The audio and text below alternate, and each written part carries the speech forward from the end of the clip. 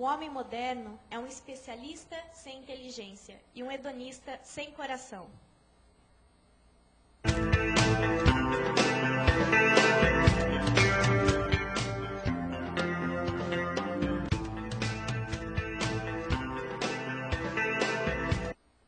Olá, boa noite. Bem-vindos novamente à nossa Hora da Coruja. Eu estou aqui com o filósofo Paulo Giraldelli Júnior. Tudo bem, Paulo? Tudo ótimo, Fran. E aí, gostou do primeiro programa? Gostei demais. Foi tudo bem? Achou que ficou legal? Eu achei que ficou bom. Nós vamos pro segundo hoje com o Weber. Achei que a gente começou super bem, com o pé direito, falando de Marx, né? Não, nós começamos com o pé esquerdo, né? Falando de Marx. Começamos com o pé esquerdo, então falando de Marx, mas de uma forma boa. A gente vai continuar o tema da modernidade. Hoje a gente vai falar sobre Weber. E eu queria, então, que você começasse falando um pouquinho, Paulo, sobre a vida do Weber. Bem, Fran, você sabe que o Weber, a vida do Weber é aquela vida do professor universitário, não é? Mas numa estrutura alemã.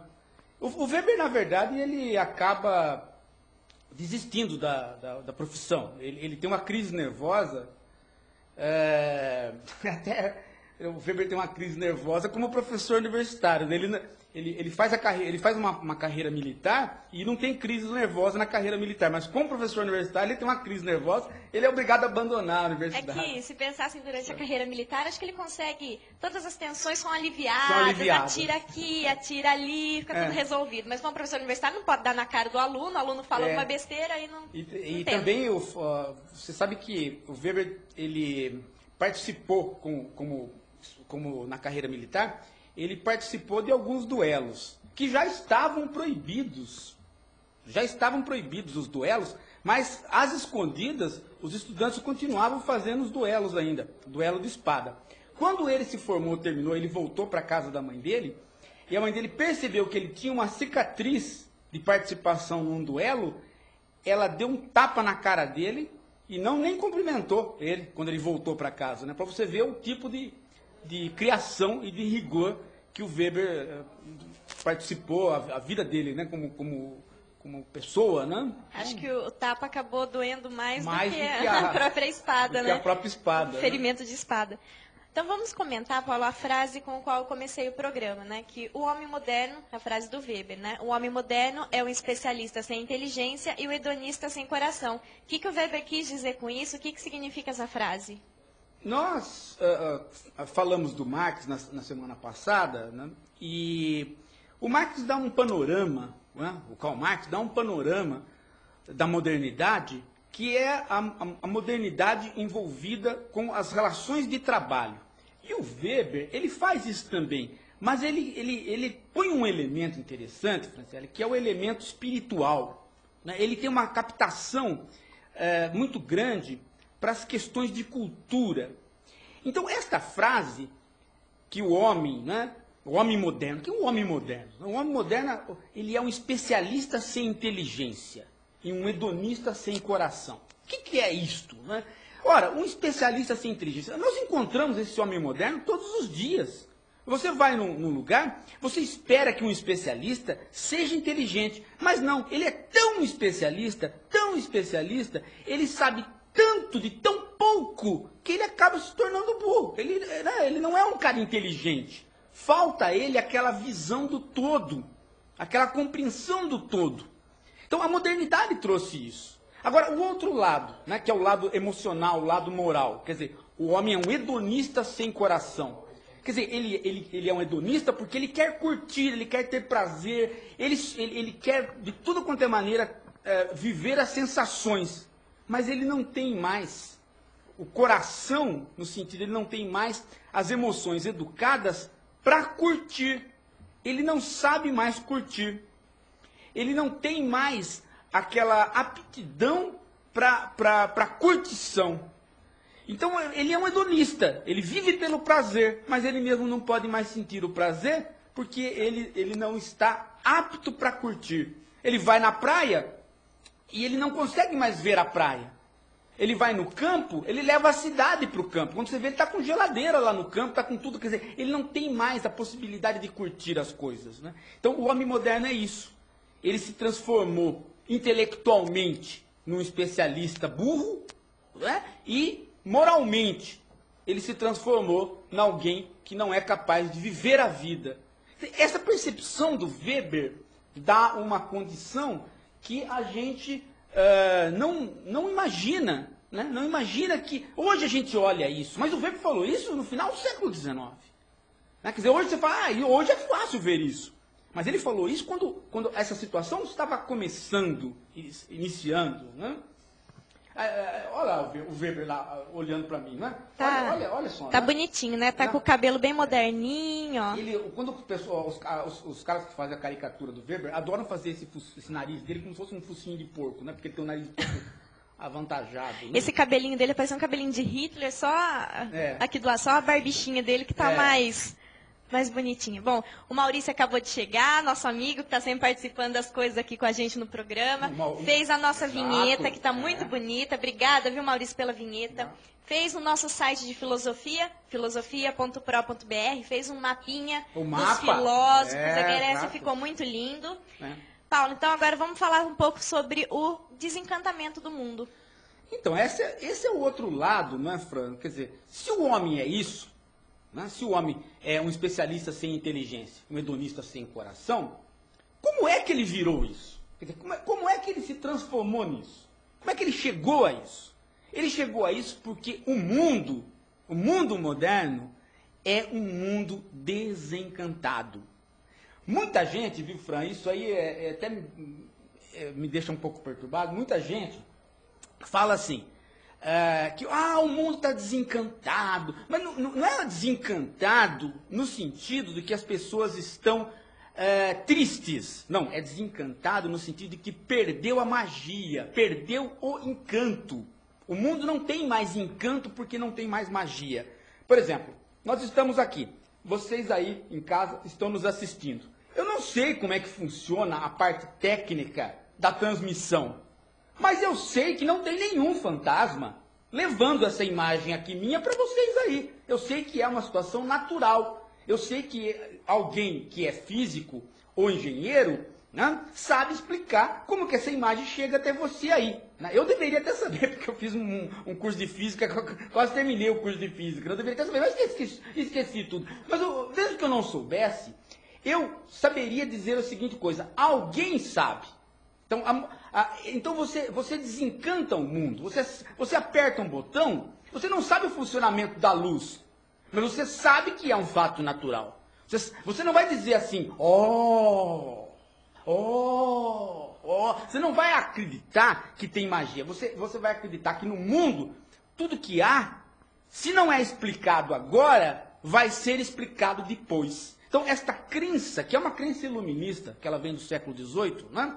Essa crença de que aquilo que você não pode entender agora, alguém entendeu já, e aquilo que todos não entenderam agora, todos um dia vão poder entender, essa crença no progresso da ciência desencanta o mundo.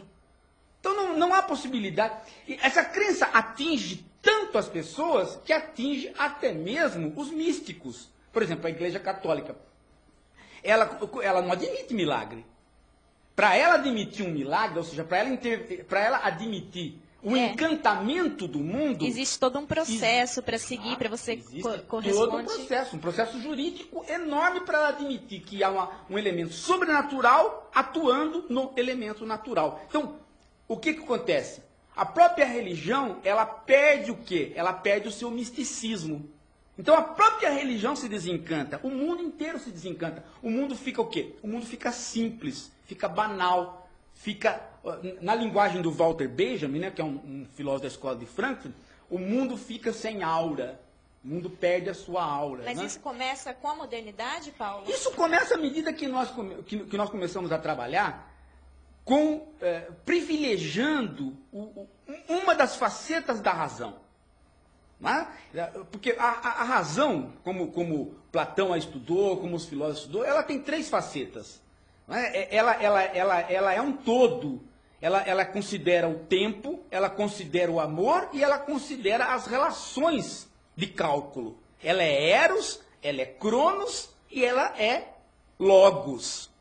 A razão é tudo isso. Mas na modernidade, Eros e Cronos ficam subalternizados a quem? Ao Logos. Então a razão vira a racionalidade. A racionalidade técnica impera na modernidade. O que é racionalidade técnica?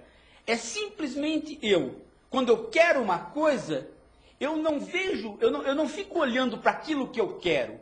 Eu simplesmente falo, quero, e aí eu vou procurar os meios para eu conseguir aquela coisa. Então eu privilegio os meios em detrimento dos fins. Eu não sei se o fim é bom ou mal. Portanto, eu não discuto as questões amorosas e cronológicas do fim. Eu não discuto as questões a respeito de Eros e Cronos.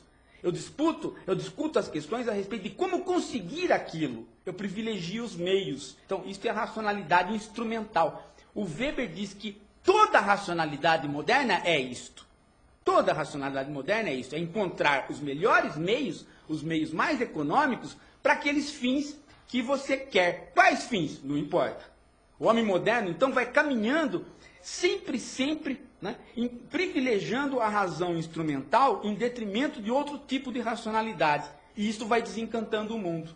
Isso é que vai fazendo com que o mundo vá ficando banal. É isso que vai facilitando a nossa vida no mundo. Então você fala assim, bom, Paulo, vamos até Campinas, né? Nós temos lá semana que vem, né? Casamento em Campinas, todo mundo convidado. Né? Não é nosso casamento, mas é da família. Convido todo mundo do Cefa. Casamentos de Giraldellis. Então vai todo mundo lá para Barão Geraldo, né? Não é Campinas, é Barão Geraldo. É bom avisar o povo. Aí, né? Mas como é que vamos fazer? Então o objetivo é chegar no casamento. O objetivo é chegar lá. Mas nós não vamos discutir o casamento. Nós não vamos discutir se o casamento é bom ou mal, se vai ser legal a festa. Nada disso. O que nós vamos discutir?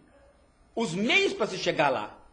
Qual o meio mais econômico? É ônibus, é carro. Entendeu? Então, nós vamos sempre... A racionalidade é o cálculo. É o cálculo para chegar lá. Mas o objetivo a gente não discute mais. Então, isto é tipicamente moderno e é isso que o Weber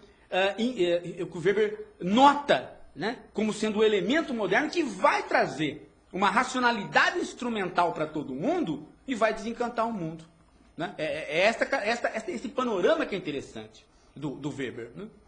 Paulo, já estou recebendo bastante pergunta. Aqui, bastante questões. Você pode mandar sua questão pelo site mesmo. Aí do ladinho você coloca seu e-mail, coloca sua pergunta, que a gente vai fazer o máximo para responder de todo mundo. Mas eu achei interessante, o Arlindo Araújo falou assim, quando que o Cefa vai fazer uma reunião de todos os membros e fazer um churrasquinho pra gente? Bom, isso aí eles deviam fazer, né? Arlindo, o que falta para o Cefa fazer essa reunião toda, na verdade, é a carne. Né? A carne e a cerveja. Você pensando isso, né, Maurício? Não, eu já acho assim, toda semana alguém vem aqui e visita a gente, está convidado a vir visitar. Exato. O churrasquinho, o churrasquinho de gato... Sim. Tem aqui na esquina, não seja por isso, churrasquinho já tem aqui exatamente. do lado. Aqui na Demais TV, nós estamos do lado do quartel, né? Tem um churrasquinho de gato aqui que é excelente. Né? É muito bom, a gente recomenda, comi semana passada, passei bem a semana inteira. Verdade. Muito bom, carne ó, molinha, ó, como dizia meu avô, né? E, Paulo, então eu tenho uma pergunta para você, que é o seguinte, o pensamento de Weber é do Dodge. O pensamento de Weber caracteriza-se pela crítica ao materialismo histórico. Seria esse o desencantamento? Não, veja. O Weber não tem uma preocupação em criticar o Marx, o materialismo histórico. O Weber não tem essa preocupação. Ele faz uma crítica, mas isso não é a preocupação dele. Por quê? Porque ele não está voltado para questões políticas assim do tipo assim, vou dar combate ao marxismo. Não. O Weber, diferente do Marx, ele não é um militante político. Ele é um professor universitário. Mesmo quando ele sai da universidade, ele se mantém como um pesquisador, como um professor universitário. Então, ele está preocupado em montar um panorama da modernidade. Então, o desencantamento do mundo para ele é isso que eu acabei de dizer. Né? É você, cada vez mais, usar da racionalidade para fixar como é que eu resolvo tal coisa. Que meios que eu pego? Que meios que eu pego? Essa é a questão. Veja, é uma mudança de mentalidade. Ser moderno é não ter... como é que a gente fala hoje em dia? Como é que as pessoas falam misticismo? Como é que é essa terminologia que as pessoas fazem? não é preconceito, misticismo, como é que é essa questão? As pessoas falam isso no dia a dia, quando vai sobre sorte, quando você acredita na sorte, ou quando você acredita no azar, no destino, como é que é isso? É um misticismo. Não, tem uma expressão... Crença? Não, tem uma expressão comum para isso daí, né? Quando você fala que, tal coisa, se eu não passar embaixo de uma escada, vai acontecer tal coisa. Você lembra, Maurício, como é que é isso? Se eu não passar embaixo de uma se eu passar embaixo de uma escada, vai acontecer. Se eu ver um gato preto, vai acontecer tal coisa, né? Tem um nome para isso. Tá gritando, como que é aí? Não é quando pessimista, não. É quando o cara fala assim, puxa vida, né? Você acredita em tal coisa, né? Você acredita que você vai se você passar aqui embaixo daquela escada, você vai ter tantos anos de azar, né? Então veja, esse tipo de coisa desaparece. Esse tipo de mentalidade vai desaparecendo. Por quê? Porque você sempre calcula, né, que o que ocorre só é da ordem natural. Só é aquilo que está sob as leis que você aprende na escola, as leis de Newton, as leis naturais. Né? Que não é possível a gente dar passos para além disso. Né? Então, isso é o desencantamento. Você tem uma forte compreensão racional do mundo, e não a crítica ao Marx. A crítica ao Marx não é o desencantamento. Paulo, você não acha que acontece muito com o Weber, aquilo que eu comentei no programa passado que acontece com o Marx, dele ser mais considerado um sociólogo do que um filósofo? Bem, no caso do Weber, muito mais do que no Marx, né? Porque o Marx é do meio do século XIX e o Weber da transição do século XIX para o XX. O Weber trabalha já num... gente. A Fran agora lembrou. Não fui eu, não. Foi o Arlindo que mandou aqui. É superstição. Superstição. É uma pessoa supersticiosa, tá certo. As pessoas supersticiosas desaparecem quando você inaugura a modernidade. Mas veja, o que nós estamos conversando aí agora? Estava falando? Opa, desculpa. Vocês perderam também, né? Do sociólogo. Weber como sim, sociólogo. Do sociólogo. Né? Do sociólogo, exatamente, Maurício. Do sociólogo. Quer dizer, o Marx, ele é a figura, né, que está ainda envolvida com a filosofia. Quando o Marx faz uma crítica da filosofia, a crítica do Hegel, ele ainda está envolvido com a filosofia. O Weber está vivendo um período onde a sociologia já teve Augusto Comte, o Durkheim na França está fazendo sociologia no mesmo período que ele, né? Ele já se interpreta como um sociólogo e como economista. Mas né, todo o trabalho dele reflete na filosofia depois dele. Você vai ver que todos os marxistas posteriores ao Weber, né, vão ser um pouco weberianos, vão trabalhar com o Weber, a própria escola de Frankfurt, né? Exatamente por esse conceito de racionalidade e desencantamento do mundo. Bom, falando em Weber também, a gente não pode deixar de falar sobre a questão das esferas de valor, né, Paulo? Queria que você comentasse um pouquinho sobre isso.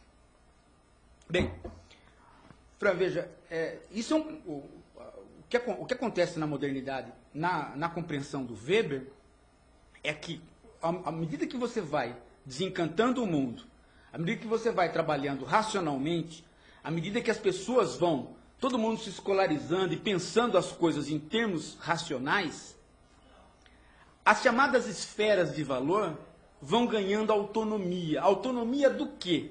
Autonomia do pensamento religioso. Que são esferas de valor? Ora, no campo do conhecimento, aquilo que você julga como verdadeiro ou falso. No campo da ética, aquilo que você julga como certo e errado.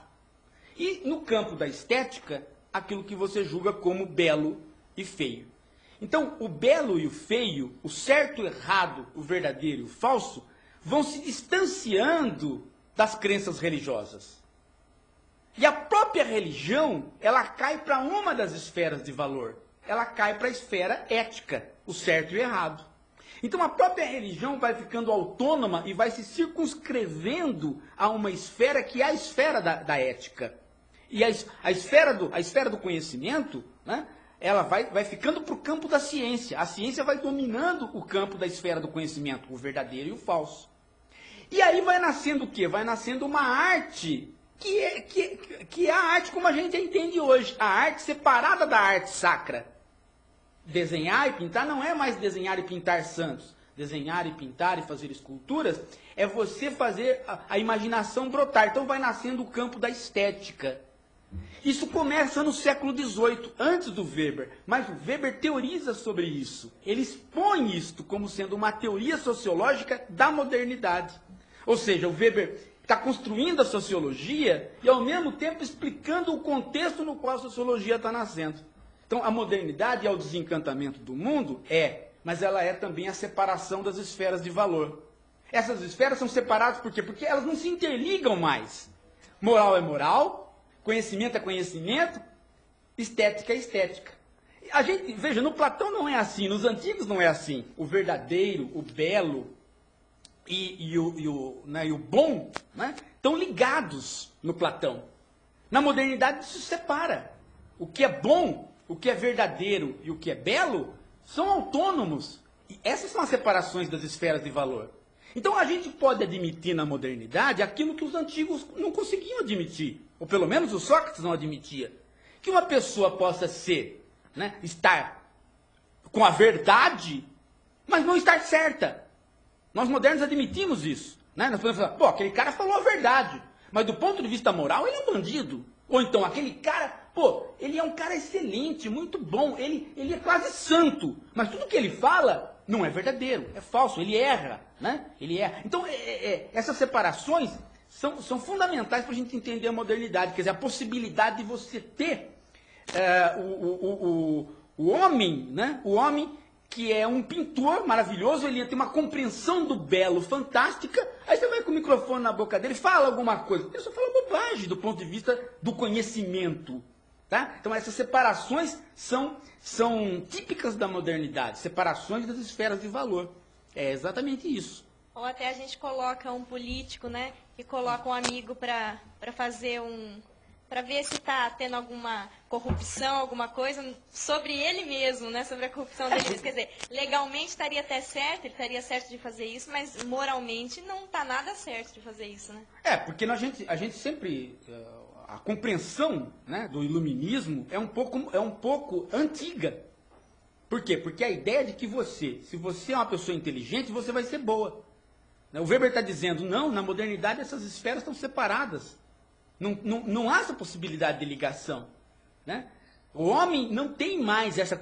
A racionalidade com a qual nós trabalhamos não tem mais essa vinculação, não nos vincula mais, né, dessa forma. Né? Até a gente costuma muito dizer, ver atores, assim, alguma coisa, costuma falar assim, aquela pessoa ali, ela é burra como só ela, assim, mas é muito esperta. Ou seja, ela não tem inteligência, sim, mas sim. ela precisa de uma esperteza para ganhar dinheiro, para conseguir lidar bem com as coisas. Viu, Fran, eu não estou dizendo que o homem antigo, ou mesmo a compreensão antiga de filosofia, não levava em consideração isso. Levava. Mas estou dizendo que na parte canônica da filosofia, por exemplo, na compreensão socrática, não. Né? Na compreensão socrática e platônica, quase que não. Né? Agora, hoje se dá o inverso.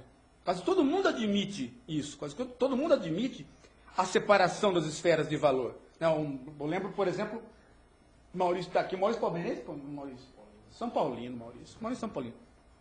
Não, vocês não falam isso, hein, gente? Que é Bambi, que vocês vão ver. Meu pai era São Paulino. Não fala isso, não. Né? E outra coisa, outro dia uma moça falou para mim um negócio certo, né, que, por que chama São Paulinos de Bambi se o cara que é viúvo do travesti é o Ronaldinho? Né, corintiano, então não fala isso. Para que se for para jogar... São Paulo ainda está com a ficha lista, né? Já até esqueci que nós estávamos falando mesmo. Sim, o cara falou do Palmeiras. Lembra daquele jogador que era terrível do Palmeiras? O cara se metia em... O Edmundo. Um cara falou assim, eu quero Edmundo para jogar no meu time. Aí o técnico falou, pô, mas o Edmundo, cara, o Edmundo é um mau caráter. Ele falou, peraí, eu não falei para casar com a minha filha, eu falei para jogar no meu time. Entendeu? Então, essa é a separação das esferas de valor. O Edmundo tem conhecimento do futebol. A parte ética dele eu ponho de lado. Né? Isso é impossível no soldado grego. o soldado grego saber lutar e ser eticamente incorreto. Isso é possível, né? Você espera que haja uma união dessas coisas. Entenderam como é que funciona o negócio da separação das esferas de valor? Essa foi muito. Ninguém esquece mais agora. Não. Ó, pode mandar aqui as mensagens, tá? Agora tem um e-mail aqui do Zingli, não vi o nome. O e-mail é Zingli. Está perguntando assim, essa visão da modernidade não levou a uma cegueira coletiva e a um impasse que devemos curar com a sabedoria de vida, com uma visão pragmática de vida? Assim, em termos filosóficos, eu não diria uma visão pragmática, né? Porque pragmatismo e filosofia é outra coisa.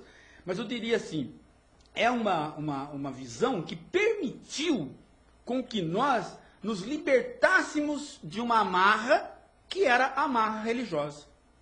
Né? Quer dizer, você passa a poder fazer coisas que você não fazia antes. Então, por exemplo, vou dar um exemplo claro para vocês. Anatomia.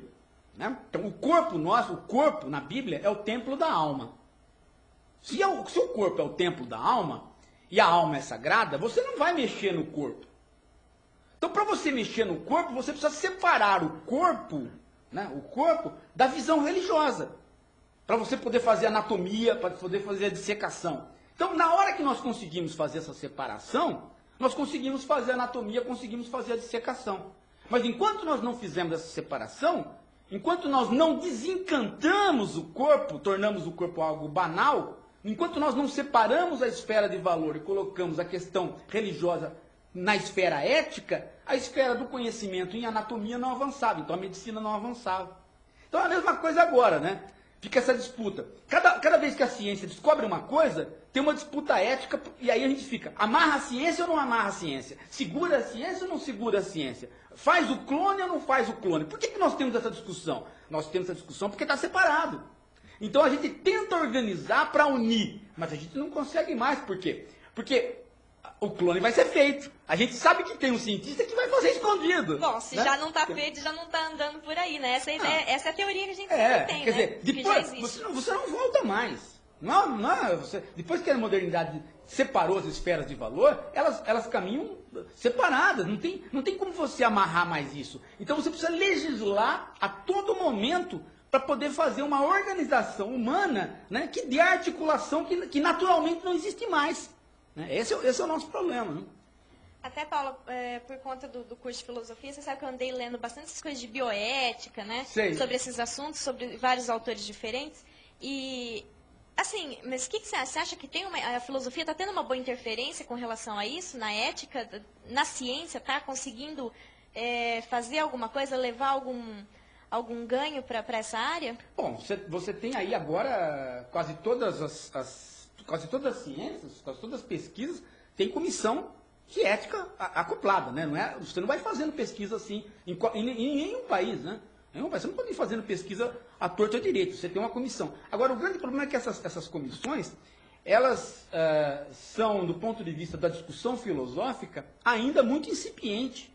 Porque o Weber teorizou a separação das esferas de valor há 100 anos atrás. Né? Isso é muito pouco. Nós estamos vivendo isso agora, na verdade. Né? As nossas intervenções estão ocorrendo agora.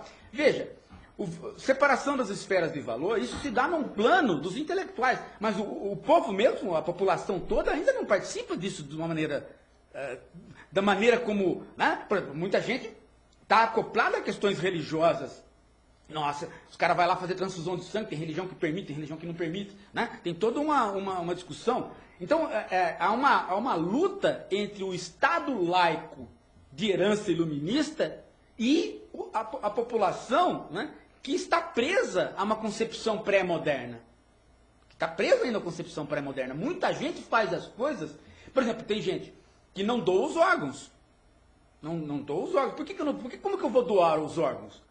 Por quê? Porque o corpo é o templo da alma. O corpo, né? Depois, né? A Bíblia não diz lá que você tem que... Como é que você, depois que você morrer, né? Para os católicos, não tem o credo, vai subir de corpo e alma para o céu. Né? Se você queimou, cadê o corpo? Entendeu? Então tem toda uma dificuldade. Mas não só, a gente vê algumas questões que pra gente, independente de religião, eu acho assim, que você ouve falar, a pessoa prefere morrer do que fazer uma transfusão de sangue, Sim, do que receber uma vacina. Sim. pra gente hoje, pessoa moderna, assim, independente de estar ligado com qualquer religião, isso é um absurdo. Falar assim, meu Deus, vamos supor, eu como médico, não quero que meu paciente morra porque ele não vai receber uma transfusão de sangue. Mas você pensa, a pessoa que é religiosa e ela acredita mesmo nisso, isso é o fim pra ela vai perder a eternidade. Ela acredita que vai perder a eternidade se ela fizer uma transfusão de sangue, se ela doar os órgãos, qualquer coisa do tipo. A discussão toda que nós fazemos é de como é que nós podemos, né, lidar com isso.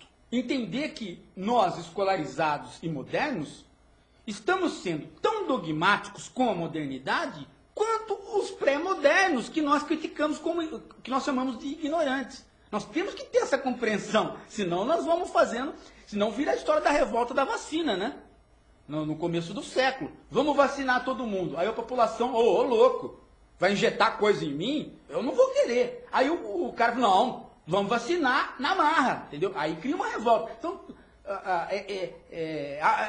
toda vez que você vai fazer uma intervenção iluminista, você tem que ter a compreensão que a reação pré-iluminista, né, não é a reação do ignorante contra o cara que está certo. Tem que começar a compreender como é que essas coisas funcionam. Então, mas como é que historicamente essas coisas funcionam. Não só historicamente, mas se você pensar que a revolta da vacina é uma história engraçada, porque os médicos chegaram e falaram assim, ó, a gente vai aplicar em você o próprio vírus. Ah, sim, imagina. Imagina, as pessoas ficaram completamente desesperadas. Vão morrer, ele vai pôr o vírus em mim, é o governo querendo matar todo mundo, pra não dar pensão. Vou injetar o vírus vivo. Vou injetar o vírus vivo em você, sabe, pra curar, pra você não receber. Mas aí você vai explicar pro cara que funciona. Mas é o vírus vivo, porém domesticado. É fraquinho, é um vírusinho bonitinho. Como que o vírus está domesticado? Você já viu um vírus na coleira? De coleirinha, ali, você põe o não vê. Então o vírus não foi domesticado. Quer dizer, essas coisas precisam ser conversadas, não no sentido de que, eu sou o iluminista e o não dogmático. E ele é o ignorante, né, e o dogmático. Não, as coisas precisam ser conversadas de igual para igual. Para a gente poder, para poder sair o diálogo. Senão sai o quê? Senão sai uma tentativa autoritária de conscientização do outro. O que não vai ser conscientização, né? Vou aproveitar aqui a pergunta do Tiago, que ele está perguntando para você, que você comentasse um pouquinho sobre a ética protestante e o espírito do capitalismo, né? Bom, só falar um pouquinho, porque quando eu comecei a fazer filosofia, foi um dos primeiros livros que eu li. Eu fiquei completamente encantada ao ler esse livro. Eu achei de uma genialidade com relação à religião, o que o Weber fala com relação à religião, achei que veio a calhar para a época, né? Então ele está perguntando assim, e qual o contraponto dessa concepção de trabalho em relação à antiguidade e à Idade Média? Quer dizer, qual a inovação de Weber? Bom, o Weber faz uma coisa que a gente hoje ele teorizou o início. Ele teorizou o início. Inclusive, gente, vocês... Não sei se vocês sabem, uma boa parte de vocês sabe que o Weber viajou para os Estados Unidos. E foi lá para o lugar onde eu trabalhei. O Weber ficou lá em Tulsa. Eu trabalhei em Stillwater, que é uma cidadezinha perto de Tulsa, e o Weber ficou ali. O Weber andou por ali para avaliar como é que funcionava a Universidade Americana e comparar com a Universidade Alemã. E ele tem um estudo de comparação entre a Universidade Alemã e a Universidade Americana, que é um estudo belíssimo.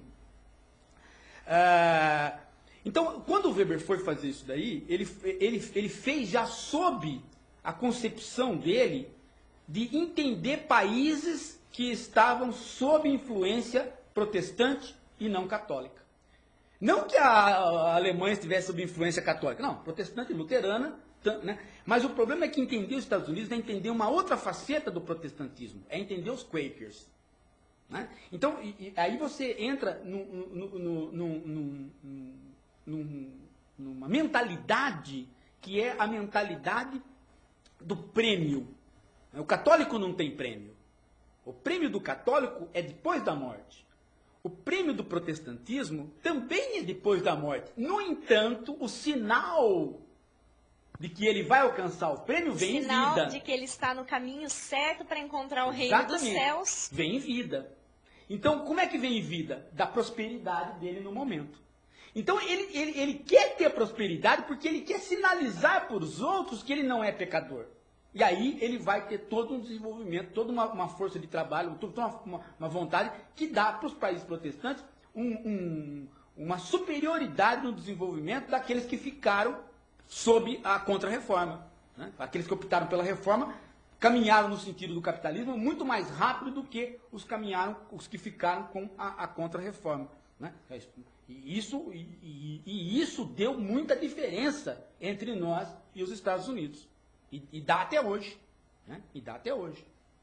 Aproveitando também, então, que hoje assista até o final mesmo, que tem o videozinho hoje, tá? Tem o nosso videozinho, dá um golinho ali de um uísque filosófico no final do programa. Porque no nosso programa não tem o café filosófico, né? Nós tem o uísque filosófico que vem ao final, né? Com a nossa doutora especial. Então, assim, assista, ainda não passou, não. Estão perguntando se já passou, eu falei que ainda não, tá? Vai passar. E fala um pouquinho, mas o que é o espírito do capitalismo? Bom, o espírito do capitalismo é, na verdade, não o espírito do capitalista, nem do capitalismo. O espírito do capitalismo é, na verdade, esse espírito de prosperidade. Eu sinalizo para os membros da minha paróquia que eu não sou pecador porque eu estou próspero. Ora, mas como é que eu fiquei próspero? Porque eu levantei de manhã, trabalhei e fui premiado. Fui premiado por quê? Não pelo meu trabalho, mas pelo meu trabalho sinalizado por Deus. Essa minha prosperidade é um sinal. Então eu saio para ir encontrar o pastor na missa, eu saio de peito aberto, eu saio orgulhoso, né? Todo mundo me respeita, eu saio orgulhoso, eu vou para a minha comunidade e eu sou respeitado lá, porque eu prosperei, né? Eu prosperei. Então isso é muito diferente desta teologia da prosperidade que tem hoje aí, que é uma caricatura dessa situação, né? O cara tá pobre, não fez nada, roubou, pegou e comprou um Civic e sai dizendo que prosperou. Não, americano não tem nada disso, não. Né? O desenvolvimento americano é o trabalho duro mesmo. O cara vai lá, bicho, e fala, vamos lá plantar em tal lugar, então vamos. Corta a floresta. Em Tulsa, por exemplo, né? Tava lá, floresta, né? Falei, pô, que floresta linda, como isso foi conservado? Aí o cara falou assim pra mim, como que foi conservado? Você já viu uma floresta toda colorida? Eu falei, não, nunca vi floresta colorida, de fato é toda colorida, né? Que bonito. Eu falei, não, então não é preservado. Nós plantamos de novo, né? Nós cortamos tudo e plantamos de novo. Ah, não, no Brasil a gente não planta não, a gente corta tudo e fica cortado. Ele falou, no Brasil é assim. Falei, que interessante lá, né? Lá tem a Amazônia, dá pra gente ficar cortando a vida toda. Eu falei, que beleza, né? E vocês não vão nunca plantar de novo? Eu falei, não, lá é só cortar. Né? Expliquei pra ele, ele falou, puxa vida, mas aqui não, aqui a gente plantou de novo e tem a floresta aí. Então é essa a ideia, né? A ideia de que você prospera e você faz a comunidade prosperar junto. Não adianta você prosperar sozinho. Não adianta você prosperar sozinho, você tem que prosperar e fazer a comunidade prosperar sozinho. Então, isso deu muita força, né, para uma organização do trabalho chamada capitalismo. Esse é o espírito. Né? Quando fala, qual é o espírito do capitalismo? É esse, né? É o do apostar, né? Apostar que eu vou lá e venço. Né? Isso tem uma pegada muito forte nos Estados Unidos até hoje, né? Até porque eu acho que o Weber tá escrevendo e ele tem como contraponto a religião católica, que estava dizendo o seguinte, a pessoa próspera que vai se encontrar com Deus é aquela que é pobre. Exatamente. Pobre mesmo, não é pobre assim, de alma limpa, alguma coisa assim, a pessoa pobre não tem riquezas mesmo, não tem casa, é humilde, que não tem nada. Quer dizer, isso era o discurso até então, o discurso católico, né? Católico. Aí vem o discurso protestante e o Weber escreve falando isso, né? Você acha que o discurso católico ainda está assim, Paulo? Porque há uma diferença muito grande, viu, Fran? Há uma diferença muito grande. Eu até cheguei a conversar com o Maurício outro dia na internet, né, Maurício? O Maurício está aqui com a gente, sobre a nossa interpretação de um dos pecados. E aí entra a história do Weber, né? Quer dizer, nós portugueses, espanhóis, italiano não muito, mas portugueses, espanhóis e nós brasileiros, nós interpretamos o pecado da soberba, né, diferente dos protestantes dos países de língua anglo. Né? Eles separam soberba de orgulho. E nós não fazemos muito isso. Nós unimos soberba e orgulho. Então o americano, ele tem muito essa história de eu me orgulho disto. Aqui no Brasil ninguém pode ter orgulho. Por quê? Porque não é orgulho. Logo depois a pessoa acha que está falando da soberba. Né? Eles separam muito bem. Uma coisa é o pecado da soberba.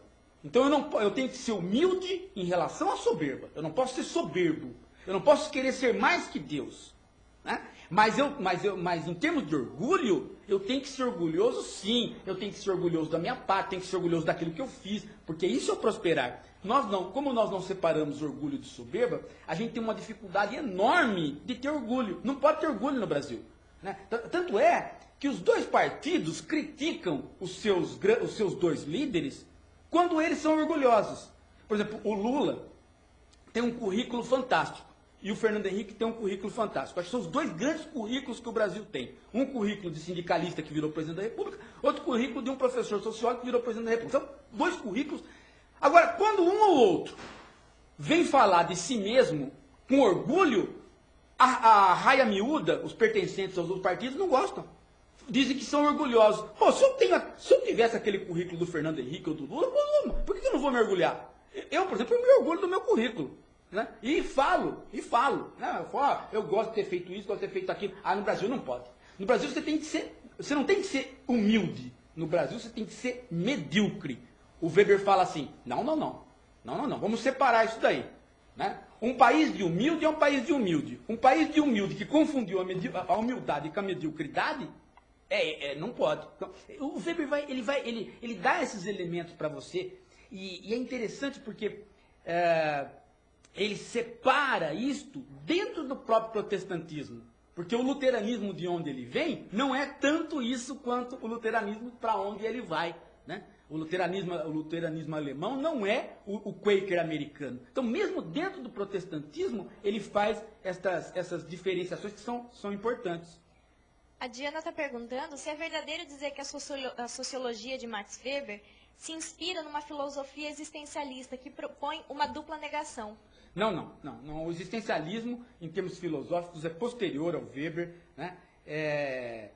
Não tem absolutamente... Em termos filosóficos, a rigor, não tem nada a ver. Existencialismo é uma filosofia contemporânea, posterior ao Weber. Não é o caso. Recebi uma mensagem aqui que estão dizendo que é mais fácil um camelo passar por um buraco de uma fechadura do que um rico entrar nos reinos do céu. É por um buraco da agulha. Da agulha, exatamente, da agulha. Né? Exatamente.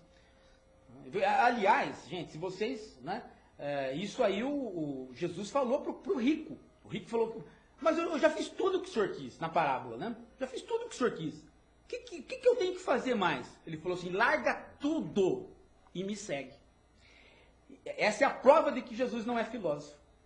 Né? Essa é a prova de que Jesus não é filósofo. Porque larga tudo e me segue, um filósofo jamais falaria isso. O filósofo fala assim, me segue se a sua razão, por você mesmo, tiver de acordo com a minha razão. Jesus não quer razão. Jesus quer que você siga pela amizade com ele. Né? Pela relação de empatia com ele. Larga tudo e me segue. Mas como é que eu vou... Não, entendeu? Não tem uma argumentação. Então, é isso que é importante entender. A diferença do Jesus religioso e dos filósofos. Né?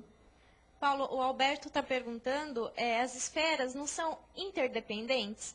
Uma não impacta a outra para melhor ou para pior? Por exemplo, um Edmundo, voltando ao assunto do Edmundo, né? Eticamente melhor, teria proporcionado melhores resultados para os seus clubes. Essa é uma crença pré-moderna. Então, veja só, na conversa do técnico para o dono do time, apareceu essa questão. O técnico falou, mas esse cara ele vai me trazer problema. Aí o dono do time, moderno, então o técnico raciocinou de maneira pré-moderna, trabalhando com a interdependência. O dono do time falou assim, não, eu quero o Edmundo para jogar futebol, não quero para casar com a minha filha. Quer dizer, o dono do time, né, insistiu na separação das esferas de valor, enquanto que o técnico insistiu na interdependência. Eu não estou dizendo que essas coisas estão resolvidas, eu estou dizendo que o Weber tematizou essas coisas. Mas elas não estão resolvidas. Por que não estão resolvidas? Porque a modernidade não se completou. A modernidade não se completou. Nós estamos sempre vivendo uma transição. Aliás, em filosofia não tem uma época que termina e começa a outra. Né? Isso tem no manual que a gente escreve, filosofia antiga, moderna e tal, mas em filosofia não tem, você convive com todas as mentalidades ao mesmo tempo. Até tem muito erro dos pré-socráticos, muita gente acha que pré-socrático é que ele veio antes de Sócrates, né? Tem, E muitos até conviveram com Sócrates depois de Sócrates. Exato. Ó, deixa eu falar, eu tô lendo todos os comentários, tem umas coisas super engraçadas aqui que estão comentando sobre coisas que acontecem com ele, sobre filosofia, comentando sobre o programa. Eu sempre leio, às vezes não dá tempo de responder, de falar no ar, mas eu sempre leio. Tem o site, tem o Formspring Me, é isso, né? Barra Giraldelli, né? Aí tá na isso, tela, exato, tá passando na tela, é esse mesmo. Pode mandar sua pergunta para lá, o Paulo responde o tempo todo, de madrugada, de semana, não tem horário não. Filósofo é assim, filósofo não dorme. Deixa eu aproveitar para falar do livro, que eu falei programa passado, ainda não saiu, mas esse mês sai, eu acho que já até tá na boca já da editora, né? Tá no site, hein? Eu vi no site, mas não está ainda para vender. Da né? editora Manoli. Da editora Manoli, é um novo livro, agradecer a Manoli. E eu quero falar para você uma última. Falar da Manoli é o nosso apoio cultural. A Manoli está dando sempre apoio, manda os livros para a gente. Faz o apoio cultural do programa. Sem dúvida. Deixa eu aproveitar e falar a última pergunta do Jonas. Ele está falando assim, de que maneira Foucault utilizou o Weber? O Foucault fez a seguinte coisa. O Foucault, e realmente ele utilizou mesmo, né? Aliás, Foucault fez a seguinte coisa. Quer dizer, ele, no final, nos últimos anos, ele trabalhou em cima do percurso que o Weber fez. Quer dizer, quando o Weber analisa a modernidade e fala das esferas de valor, exatamente quando o Weber fala da separação, da autonomia, na verdade autonomia é o nome, autonomia das esferas de valor, quando o Weber faz isso, o Weber está montando o panorama do século anterior a ele. As últimas lições do Foucault são exatamente em torno do Kant. O Foucault vai no Kant para fazer o mesmo percurso que o Weber. Só que o Foucault faz uma análise diferente. Enquanto que o Weber está pegando uma análise macro, o Foucault vai pegando uma análise micro. Ele vai descendo para as relações de poder, né, que estão envolvidas no cotidiano. Então, quando o Foucault estuda a loucura, quando o Foucault vai estudando o corpo, quando o Foucault estuda a prisão, ele está querendo saber, né, como que essa autonomia das esferas de valor se reproduz, né, no campo micro, no campo da relação eu e Fran, eu, Maurício, vocês, eu aqui, entendeu? Na relação quase que pessoal das coisas, né? O Foucault faz aquilo que a gente chama hoje de uma microsociologia, né? Mas uma microsociologia filosófica, que é a questão do Foucault, ele mesmo disse, não é o poder, é a relação do sujeito com a verdade, né? Aliás, podemos fazer depois, para acabar essa fase da modernidade, né, Fran, que vai de janeiro todo aí, né? Marx, Weber, na próxima semana o Nietzsche, depois o Freud, termina a modernidade, nós podemos fazer uma outra fase de mais um mês, aí, com outro tema, e introduzir o Foucault. Né? Introduzir o Foucault no duplo sentido? Ou no... Introduzir o Foucault é terrível, né? Eu não quero introduzir o Foucault. O Foucault que apareça por ele mesmo. Paulo, obrigada, viu, por participar. Então agora... Já acabou? Acabou, já deu horário, eu sei que passa rápido, todo mundo fala aqui. Eu vou tentar colocar as perguntas no Formspring, todo mundo que fez pergunta mesmo, tendo respondido ou não, vou tentar colocar no Formspring e o Paulo responder depois, pode ser? O pessoal entra lá e põe a pergunta no Formspring para mim. Tá, pode ser então. Tá? Entra lá, eu fico de madrugada, todo o tempo, vocês me acham o tempo todo. Então, obrigado, Paulo, até o próximo programa. Então agora assista o nosso whisky filosófico, tomar um golinho do nosso whisky, uma produção do Filosofilmes, ou seja, nós mesmos aqui do CEF fazendo. E lembrando, toda terça-feira, às 19 horas, ao vivo, aqui na Demais TV, você pode vir para cá participar com a gente, depois sair para comer um churrasquinho de gato, tá convidado, viu? Obrigada, até semana que vem. Um beijo. Tchau.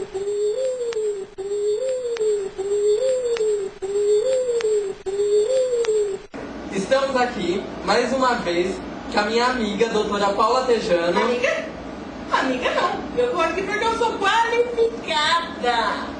Claro, a senhora é qualificadíssima. Não falei de ninguém. Tá. Não, tudo bem, a gente tá ao vivo, isso não faz mal. Mas voltamos a outra questão. Weber fala da ética protestante e o espírito do capitalismo no livro dele.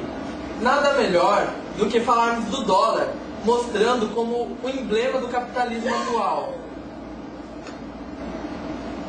A senhora tá bem? É o espírito.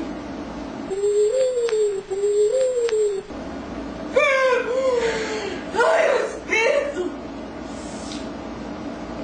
Que espírito? Ai, o espírito do capitalismo.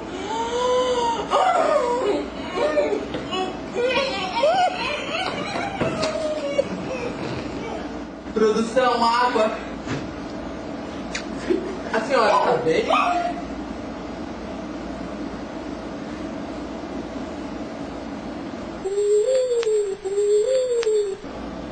Moço.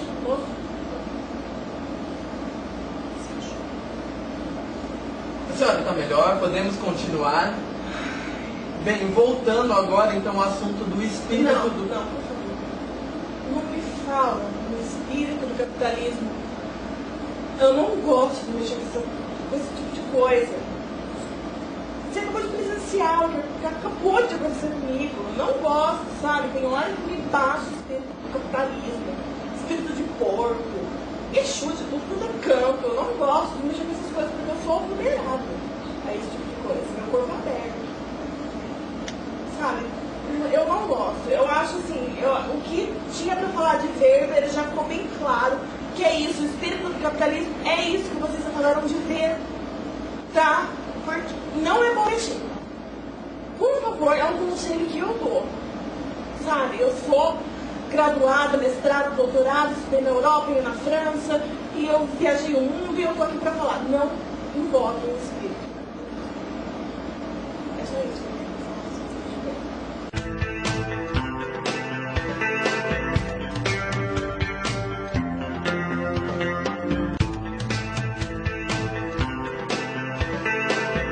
Paula Tejano.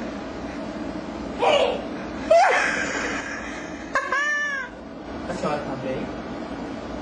É o espírito. Que espírito? Melhor do que mostrar o dólar, que é o emblema do nosso capitalismo atual. A senhora tá bem? É o espírito. Que espírito? A senhora tá bem?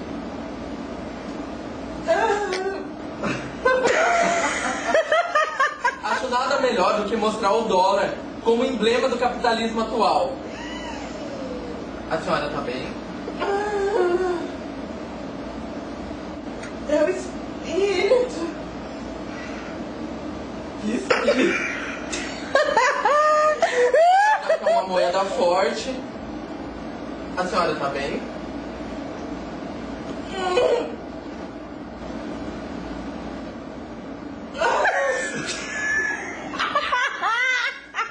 Nada melhor do que mostrar o dólar como emblema do nosso capitalismo atual.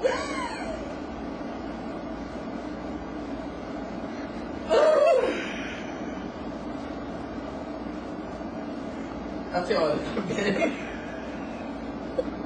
Não.